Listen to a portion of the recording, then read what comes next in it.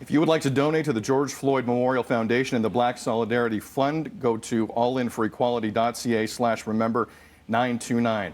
As we leave you today on this very somber day for the next 9 minutes and 29 seconds, we'd like to shed a light on the Black experience in this country and what it means.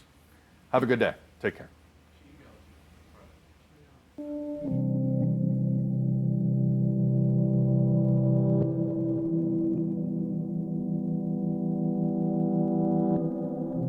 Ignorance and power is the enemy of justice, and no longer can we stand for that which misrepresents us, pressing its knee on the windpipe from that which the voice of a people emanates so beautifully. Change is not what we see, but how we see it. To make real change and rearrange the structures keeping us in chains, we must change our minds through acts of love. We gotta be it.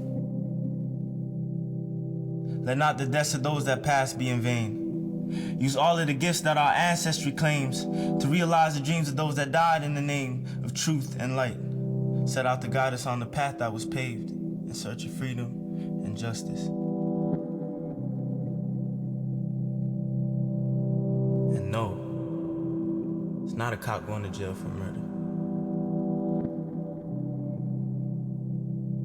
If I must be honest with you, in Canada, they'll be like, oh, there's no racism, something, but they don't even understand it. Like, I'm constantly getting racially profiled, and I understand it because, you walk into a store, you just want to buy something. They're always, asking questions, when it's, creepy and they're just following you, oh, do you need help? No, I don't need help, thank you, I know what I'm getting.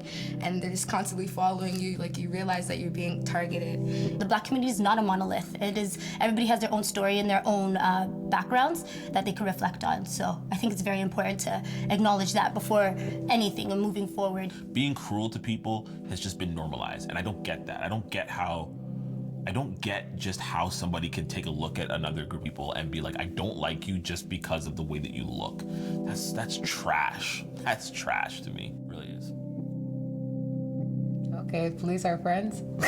There's a facade Canadians as being these nice people that we don't really have racism, but our whole nation was built on the slaughtering of Indigenous peoples. There's a continued denial based on our systems of oppression. And if we continue to deny it, then it makes it hard for those who are oppressed to name it. Being in white spaces and talking about these things, it has been incredibly enlightening, and it's been incredibly hard. Just hope that things will work out, that even our children and grandchildren may have a better setup than we have when we came here in 1966. They would look at you and then psych you out before they rent you a place.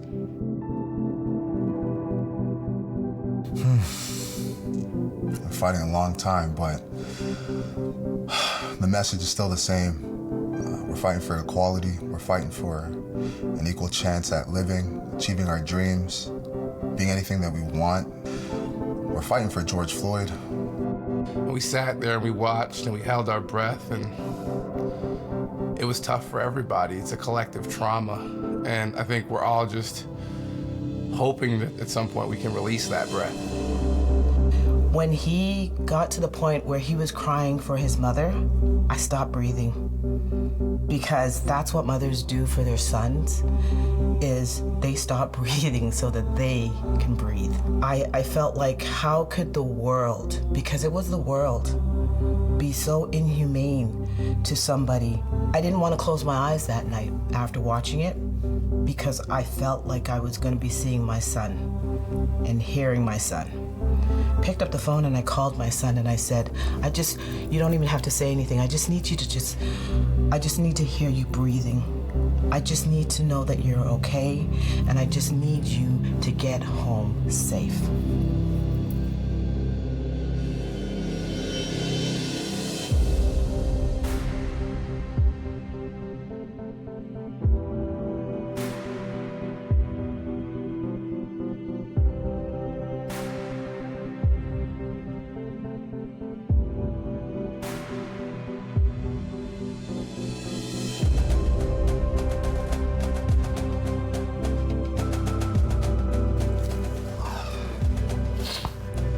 bad, bro. Holy. Love, bro.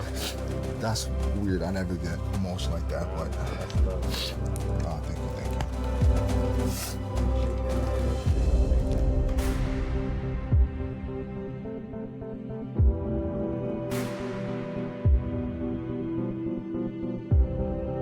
The most beautiful change that's happened since George Floyd's tragic murder is the conversation has been busted wide open to the point where nobody can say they didn't know anymore.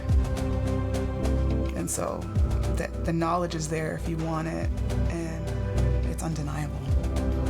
In terms of the privilege of being black is when you're black, you were loved before you were here. So no matter where you are, no matter what country, what ethnicity, if you were black, someone went through something for you to be here. And then you have that obligation to pay that forward to the next generation.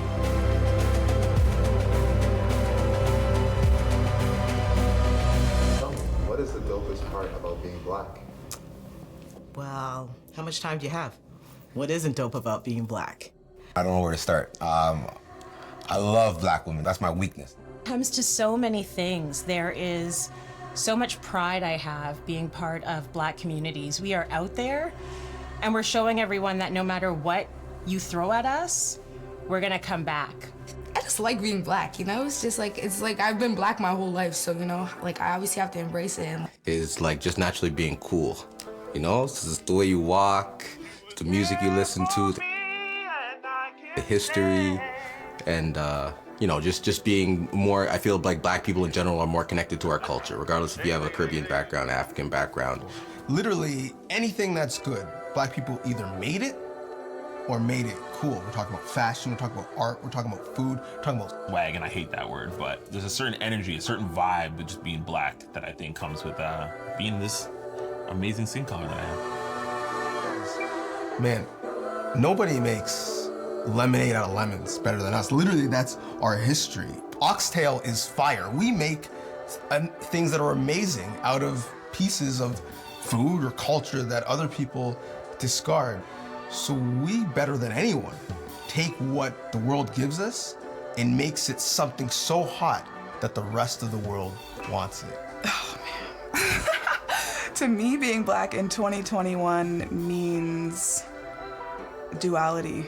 You're a master of duality. You're a master of finding the joy and the beauty in that experience. And you're also a master of being tired. We also are the blueprint for activism, right? We stand at the forefront, we demand our rights from kingdom come. The world feeds off our energy. And to be able to be growing up in that culture, immersing myself in that culture in all aspects, it's always given me a liberating feeling. The dopest part about being black is our resilience, our different shades, our hues, being strong people, coming from kings and queens, our legacy. I'm someone that has a child of my own. Everything that he is seeing, what I surround him around, is what his future will be. All those black men and women that he's surrounded with are all people that are so brilliant in what they do. I'm surrounded by them every day. Ironically enough, I'm surrounded by them right now, so it's very incredible. If you look out in the garden, you don't see one color flowers. You see all different colors flowers. That's a beautiful garden, isn't it?